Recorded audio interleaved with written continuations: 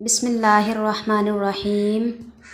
دوستو، ہم آپ کو آج کی اس ویڈیو میں بنو امیہ کے حکمران یزید بن معاویہ کا خانہ کعبہ کے اوپر حملہ اور حجاج بن یوسف کا خانہ کعبہ پر حملہ اس کے بارے میں تفصیل بیان کریں گے۔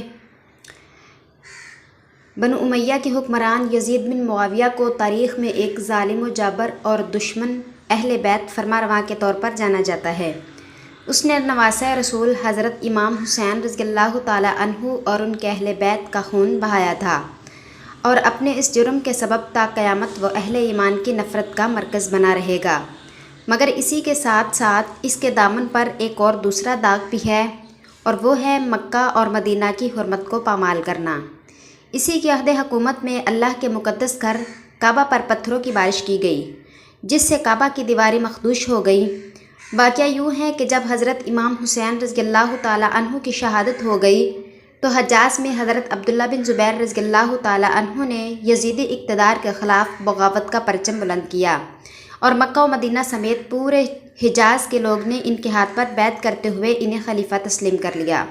وہ رسول اکرم صلی اللہ علیہ وآلہ وسلم کے پھپھی حضرت صفیہ کے پوتے اور حضرت ابوبکر صدیق کے نواسے تھے۔ مکہ و مدینہ والوں کے علاوہ عرب کے کچھ اہم اور بااثر لوگوں نے ان کی مدد کی، اور خوارج بھی ان کے ساتھ آ ملے۔ وہ مکہ معظمہ میں مقیم تھے۔ اسی بیچ یزیدی لشکر مکہ پر حملہ آور ہوا اور شہر کا محاصرہ کر کے آس پاس کی پہاڑیوں پر منجنیقیں نصب کر دیں۔ ان منجنیقوں میں بڑے بڑے پتھر بھرے گئے اور مکہ کی آبادی نیز خانہ کعبہ پر پتھروں کی بارش شروع کر دی گئی۔ حملہ اتنا شدید تھا کہ مکہ والوں کا گھر سے نکلنا دشوار ہو گیا۔ اسی کے ساتھ روئی اور گندک کے بڑے بڑے گولے بنائے گئے، جس میں آگ لگا کر بیت اللہ پر پھینکے گئے۔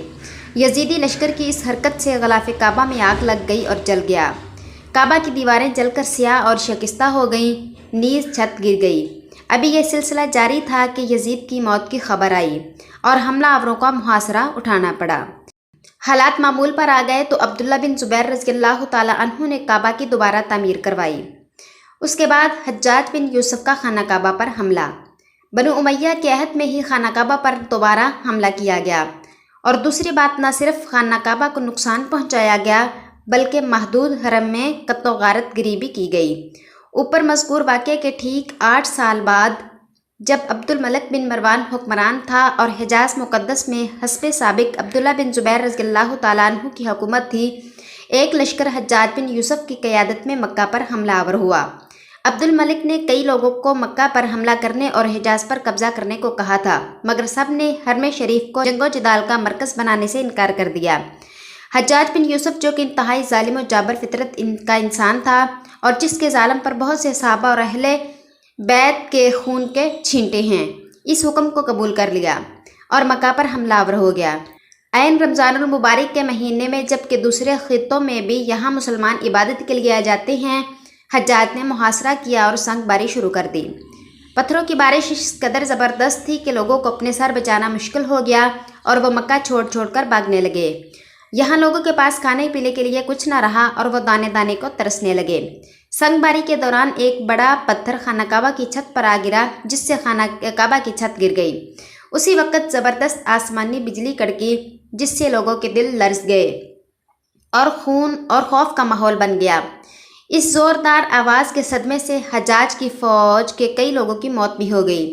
3 دن تک مکہ اور آس پاس کے علاقوں میں اندھیرا چھایا رہا اور آسمان سیاہ ہو گیا، مگر حجاج نے اپنے لوگوں کو بھروسہ دلایا کہ بجلی اور بادل ایک فطری معاملہ ہے، اس سے خوفزدہ ہونے کی ضرورت نہیں۔